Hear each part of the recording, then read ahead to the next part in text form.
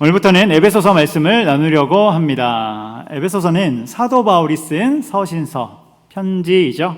그런데 에베소서에는 우리가 잘 아는 별명이 하나 붙어 있는데 그것은 옥중서신입니다. 그래서 감옥 생활 중에 감금된 그 생활 중에 편지를 썼다는 것이죠. 우리가 요즘 새벽에 사도행전 말씀을 보고 있는데요.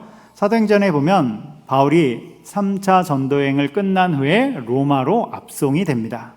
로마로 압송된 후에 그가 감금되어 감옥 생활을 하게 되는데요. 정확하게 말하면 감옥은 아니고 가택연금입니다. 그래서 거주지 안에서 감금을 당하는 거예요. 그 거주지, 일종의 집인데 여러분 그 집도 열악한 집이죠. 그 안에서 자유를 박탈당한 채 살아가게 됩니다. 그 횟수가 3년이에요. 3년 동안 그 생활을 하게 되는 것이죠. 그리고 이 기간 동안에 4권의 옥중서신이 기록됩니다. 에필골몬, 에베소서, 빌립보서, 올빌골, 골로새서, 빌레몬서 이렇게 4권이 기록이 되는 것이죠. 그런데 사도행전을 읽어본 분들은 알 수 있듯이 바울이 로마로 압송되기 전부터 구금이 되어 있었습니다. 자유를 박탈당한 채 그가 2년 동안 갇혀 있었던 것이죠. 그러니까 총 갇혀 있는 기간을 다 따지면 5년 정도가 되는 것입니다. 5년 동안 그가 감금되어 있어요. 그런데 여러분, 바울이 왜 갇혔습니까? 왜 구금되었습니까? 그가 어떤 큰 잘못을 저질렀습니까? 어떤 불법한 일을 했습니까? 그렇지 않죠. 그는 복음을 전하다가 하나님의 일을 하다가 잡혀서 감금 당한 것입니다. 이것을 우리에게 적용해보면 열심히 주님의 일을 감당하고 하나님 나라와 교회를 위해서 열심히 헌신했는데 그러다가 큰 시련이 온 것입니다. 여러분, 하나님의 일을 열심히 했는데 정말 감옥에 가는 것처럼 큰 시련이 온다면 여러분 어떨 것 같습니까? 내가 헌신하고 충성하고 봉사했는데 바울처럼, 여러분 감옥에 가는 일은 일반적인 일이 아니잖아요. 그런 것처럼 큰 시련이 온다면 여러분은 어떻겠습니까? 그런 상황 속에서 바울이 펜을 들어 편지를 쓰기 시작하는데요. 가장 먼저 뭐라고 하는가?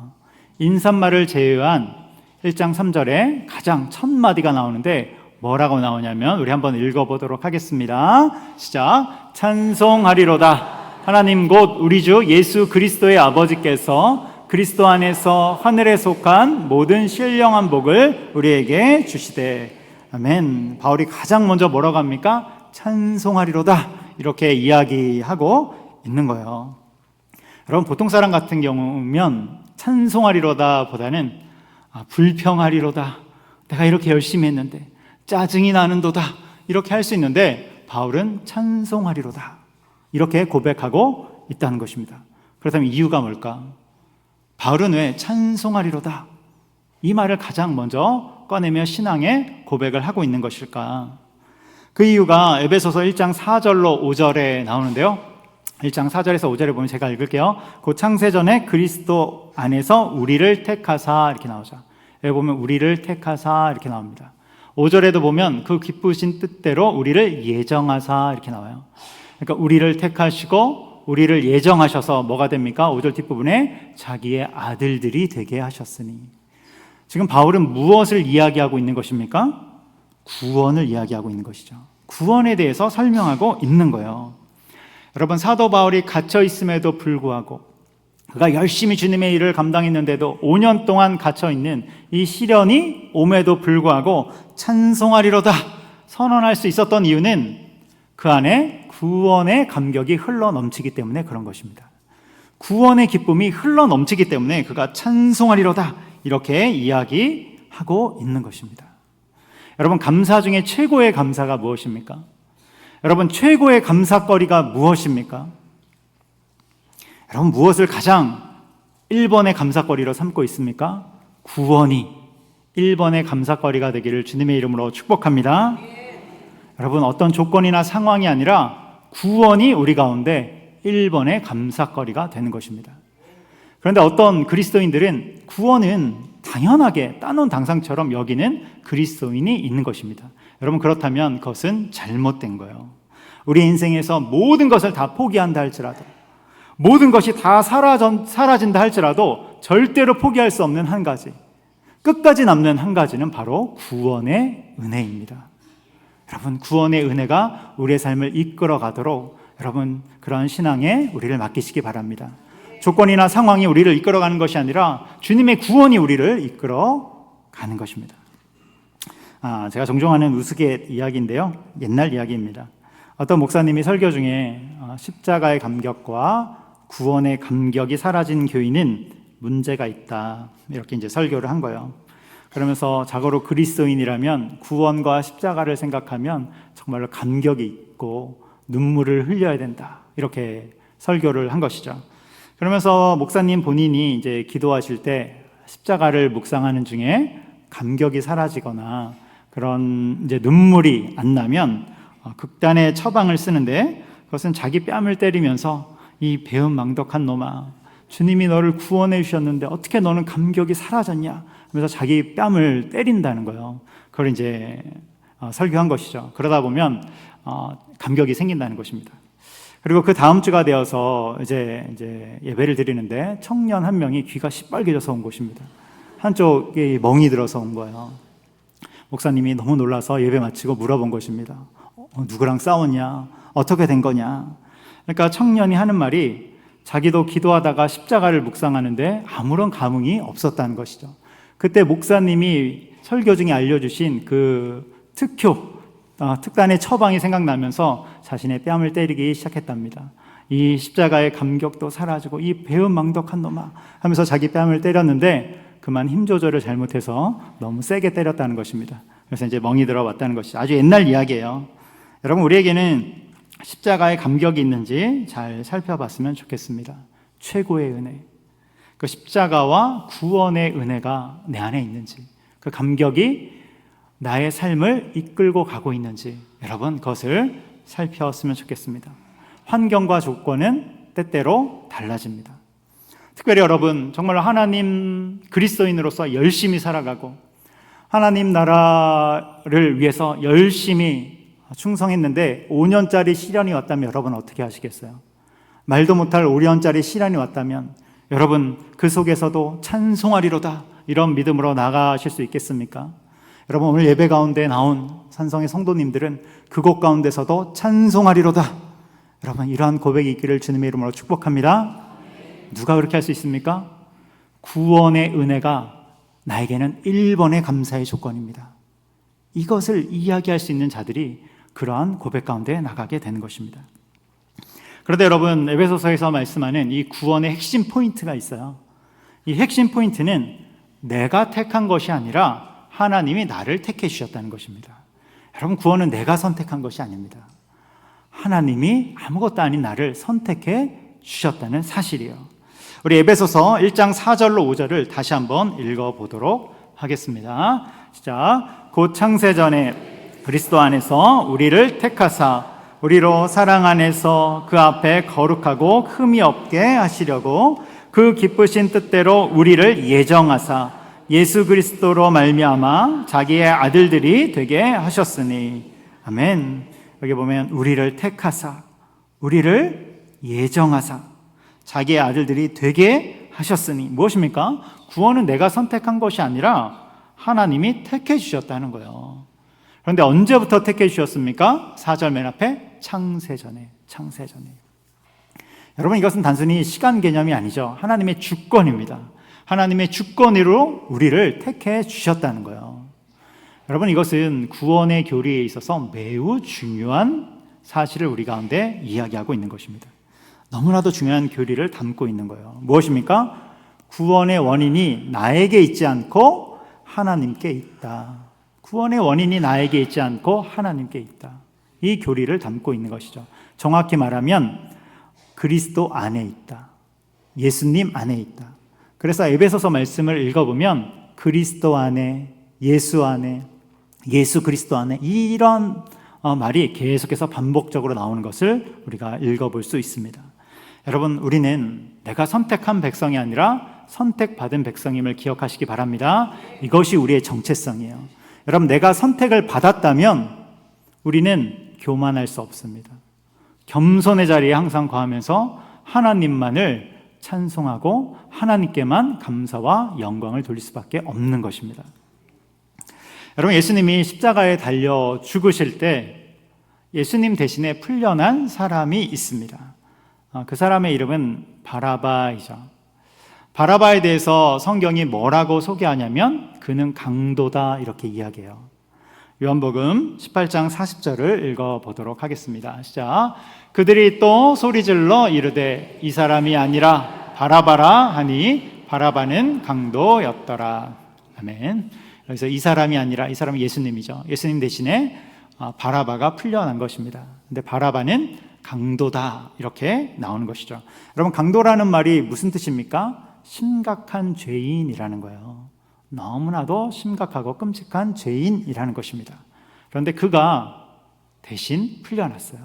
그리고 그 십자가에 예수님이 달리게 된 것이죠.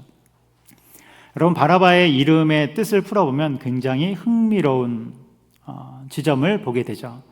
바라바, 바가 뭡니까? 아들이죠. 아들, 바디메오, 우리 잘 알고 있지 않습니까? 바디메오, 디메오의 아들. 바가 아들이라는 뜻이잖아요. 그러면 바라바, 라바는 뭡니까? 아바, 아빠, 아버지.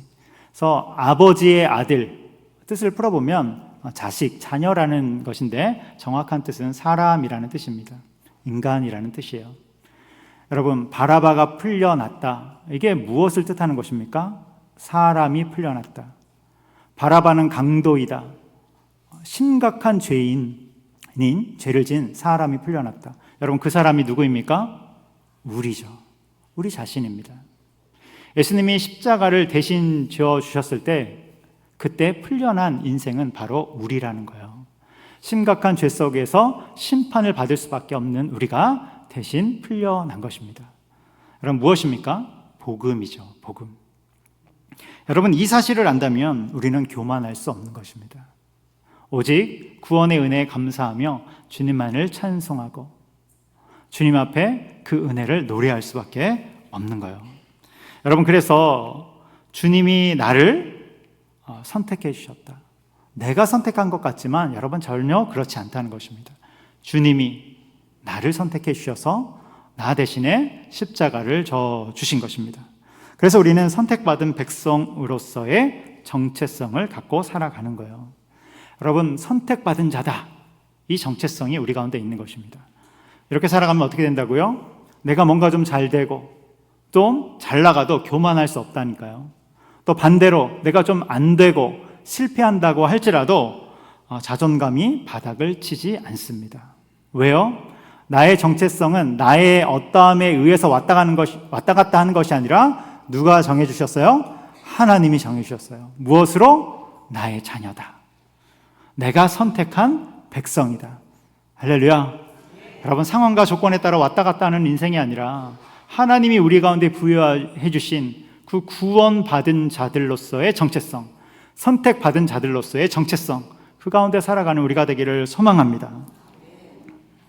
여러분, 이 사실을 기억한다면 우리는 찬송이 끊임없이 나오는 것이죠. 찬송하리로다. 나를 구원해 주신 하나님께. 찬송하리로다.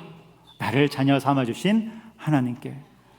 여러분, 이렇게 우리 인생 가운데 찬송이 끊어지지 않기를 주님의 이름으로 축복합니다. 여기까지가 오늘 말씀의 첫 번째인 선택받은 백성들의 노래입니다. 선택받은 백성들의 노래. 이제 두 번째를 볼 텐데요. 두 번째는 함께 부르는 노래입니다. 함께 부르는 노래. 우리 에베소서 1장 4절로 5절을 다시 한번 읽어보도록 하겠습니다. 읽습니다. 시작. 곧 창세전에 그리스도 안에서 우리를 택하사 우리로 사랑 안에서 그 앞에 거룩하고 흠이 없게 하시려고 그 기쁘신 뜻대로 우리를 예정하사 예수 그리스도로 말미암아 자기의 아들들이 되게 하셨으니. 아멘. 여기 보면 우리를 택하시고 예정하셔서 자기의 아들들이 되게 하셨다. 구원이다. 구원에 대해서 설명한 것이다. 말씀을 드렸습니다. 그런데 여기에서 우리가 또한 주목해 봐야 할 단어가 무엇이냐면 우리라는 단어예요. 주님이 택하셨는데 누구를 택하십니까? 우리를 택하사. 나를 택하사가 아니라 우리를 택하사입니다. 5절에도 나를 예정하사가 아니라 우리를 예정하사입니다. 그래서 자기의 아들이 되게 하신 것이 아니라 아들들이 되게 하셨다. 여러분, 이것이 중요한 지점이 되는 거예요. 그렇다면 여기에서 우리는 누구입니까? 바로 교회를 뜻하는 것입니다. 교회 공동체를 뜻하는 거예요. 그래서 구원은 개인에게 임한 것이지만 여러분, 그것은 개인적으로 머물러 있을 수 없는 것입니다. 구원받은 백성들은 그것을 뛰어넘어 함께 구원받은 백성들이 모여서 무엇을 합니까? 하나님을 찬송하기 시작한다는 거예요. 그래서 1장에 보면 반복적으로 나오는 구절이 있는데 그것은 그의 영광을 찬송하게 하려는 것이다. 이 말씀이 계속해서 반복적으로 나옵니다. 우리 화면 한번 띄워주세요. 에베소서 1장 6절 후반부에 보면 그의 은혜의 영광을 찬송하게 하려는 것이라. 누가요? 구원받은 백성들이, 우리들이. 1장 12절 후반부에도 그의 영광의 찬송이 되게 하려 하심이라. 14절 후반부에도 그의 영광을 찬송하게 하려 하심이라. 여러분, 그래서 구원받은 백성들은 혼자만의 구원에 머물러 있는 것이 아니라 그것을 뛰어넘어 다 같이 무엇을 합니까? 그의 영광을 찬송하기 시작하는 것입니다. 여러분, 한 주간 어떤 삶을 사셨습니까? 여러분, 구원받았다는 그 은혜와 감격이 여러분 삶에 어떤 영향이 있습니까? 내가 구원받았다는 그 사실이 여러분 인생 가운데 어떤 영향을 끼치고 있습니까? 오늘 교회에서 다 함께 주님이 주신 그 은혜와 영광을 찬송하며 나아가기를 축복합니다. 시편 103편에 보면 다윗이 하나님을 찬송하는 내용이 나와요. 다윗이 하나님을 찬송하는데 뭐라고 찬송하냐면 시편 103편 1절 같이 읽어보겠습니다. 내 영혼아 여호와를 송축하라. 내 속에 있는 것들아 다 그의 거룩한 이름을 송축하라. 아멘. 여기 보면 여호와를 송축하라 하는데 맨 앞에 뭐라고 나옵니까? 내 영혼아 이렇게 나와요. 그래서 시편 103편은 우리가 뭐라고 부르냐면 자기 고백시라고 나옵니다. 내 영혼아. 혼자 스스로 부른 거예요. 홀로 부르는 것입니다. 자기 고백시. 개인 찬양시가 되는 것이죠. 그래서 새 한글 성경에서는 이걸 뭐라고 번역했냐면 혼잣말이다 이렇게 번역을 해두었습니다. 그러니까 홀로 하나님을 찬양한다는 것이죠. 그러면서 시편 103편에 보면 이제 찬송의 이유들이 쭉 나오는데 뭐라고 나오냐면 제가 새 한글 성경에 나와 있는 버전으로 읽어드리면 여호와는 너의 잘못을 용서해 주시는 하나님이야 이렇게 나와요. 너의 잘못을 용서해 주시는 하나님이야. 다윗이 지금 이 얘기를 하고 있는 거예요. 한번 생각해 보세요. 그리고 여호와는 너의 질병을 고쳐주시는 하나님이야. 찬송의 제목들이 쭉 나오죠. 여러분, 이게 무슨 이야기입니까? 다윗 개인의 이야기죠. 그가 잘못한 적이 있어요. 밧세바 사건, 우리 너무나도 잘 알지 않습니까? 그 잘못을 하나님이 용서해 주셨죠. 그것을 가지고 찬송하고 있는 것입니다. 또 하나님은 질병을 고쳐주셨죠. 다윗 인생에도 그가 질병 가운데서 신음했던 적이 있을 것입니다. 그때 하나님이 고쳐주셨을 거예요. 또 뭐라고 나오냐면 여호와는 너의 목숨을 구해주시는 하나님이야. 여러분, 다윗 인생에 이런 일들이 있었잖아요. 그가 숱한 위기 속에 있었지만 하나님이 그의 목숨을 구덩이에서 건져주셨죠. 그래서 혼자 독백으로 이런 자신의 삶을 쭉 돌아보면서 찬양하는 것입니다. 그런데 여러분, 이 찬양이요 혼자의 독백으로 끝나지 않습니다. 쭉 읊은 다음에 자기 혼자만 찬양하는 것이 아니라 다 같이 찬양합시다. 모두의 찬양으로 확대돼요. 그래서 시편 103편 20절에 가면 천사들이여 여호와를 송축하라. 21절 천군이여 여호와를 송축하라. 22절 너희여 너희 모든 존재여 너희 모든 사람들아 여호와를 송축하라. 그러면 확대되는 거예요. 시편 103편 22절 103편의 마지막 절인데요. 우리 같이 읽어보겠습니다. 시작. 여호와의 지으심을 받고 그가 다스리시는 모든 곳에 있는 너희여 여호와를 송축하라. 내 영혼아 여호와를 송축하라. 아멘. 찬양이 점점 확대되는 것이죠. 혼자 하던 찬양이 홀로 혼잣말에 머무는 것이 아니라 점점 더 확장되는 것입니다. 다 같이 찬양하자. 다윗이 찬송의 이유를 쭉 열거한 다음에 다 같이 찬송하자고 초청하는 것입니다. 시편 103편은 다윗이 노년에 마치 자기 자녀에게 손주들에게 쭉 읊어주는 그런 느낌을 받아요. 그러니까 자신의 간증을 통해서 찬송의 이유들을 하나씩 읊어주는 것이죠. 그런 다음에 같이 찬송하자. 마치 할아버지가 자녀에게 쭉 이야기해 준 다음에 같이 찬송하자 하는 것처럼 찬송의 자리로 요청하는 것입니다. 여러분, 우리의 찬송이, 우리의 신앙이 나 혼자만의 신앙으로 멈추지 않기를 소망합니다. 혼자만의 신앙으로 끝나는 것이 아니라 신앙은 어디로 확장이 됩니까? 우리로 확장되는 거예요. 우리, 공동체, 내 주변으로, 가정으로, 교회 안으로 계속해서 확장되어 흘러나가는 것입니다. 찬송이, 신앙이, 나의 신앙의 고백이, 태도가 하나님의 선하심을 바라보는 그 신앙이, 여러분, 또한 감사와 찬송과 기도와 헌신과 충성이 우리 주변으로 계속해서 흘러가기를 주님의 이름으로 소망합니다. 그래서 우리는 여기에 적용점으로 소모임을 가져갈 수 있는 거예요. 여러분, 우리는 다음 주부터 3040 소모임을 시작합니다. 작은 걸음이지만 의미 있는 첫걸음이라고 생각합니다. 그래서 함께 모여서 무엇을 할 것이냐면 구원의 은혜를 나눌 거예요. 그리고 찬송의 제목을 서로 나눌 것입니다. 4가정으로 시작하는데요. 점점 늘려갈 예정입니다. 관심 있는 분들은 계속 신청해 주시기 바랍니다. 참고로 40 이상의 소모임은 신청자가 좀 적어서 전면 개편을 하겠습니다. 다 같이 하겠습니다. 그래서 개편해서 다 같이 하는 걸로 하겠습니다. 이번 주부터 교육자들이 전면 개편 작업을 할 것입니다. 이후에 다 같이 하도록 하겠습니다. 말씀의 결론을 맺으려고 합니다. 여러분, 그리스도인들에게 있어서 가장 근원적인 감사는 구원의 감사임을 기억하시기 바랍니다. 여러분, 구원의 감사가 상황을 뛰어넘도록 하시기 바랍니다. 구원의 감격이 조건을 뛰어넘도록 하시기 바랍니다. 그게 그리스도인이에요. 여러분, 항상 조건과 상황에 눌려 산다면 내 신앙을 점검해야 하는 것입니다. 내 안에 구원의 감사가 있으므로 하나님, 내가 주님만을 찬송합니다. 그리고 이 찬송이 나에게만 머물러 있는 것이 아니라 주변에 흐르도록 하는 것입니다. 나의 신앙이 우리의 가정과 교회와 주변으로 흐르도록 하는 그런 참 그리스도인 가운데 거하는, 신앙 가운데 거하는 여러분, 저와 여러분 되기를 주님의 이름으로 축복합니다. 기도하겠습니다.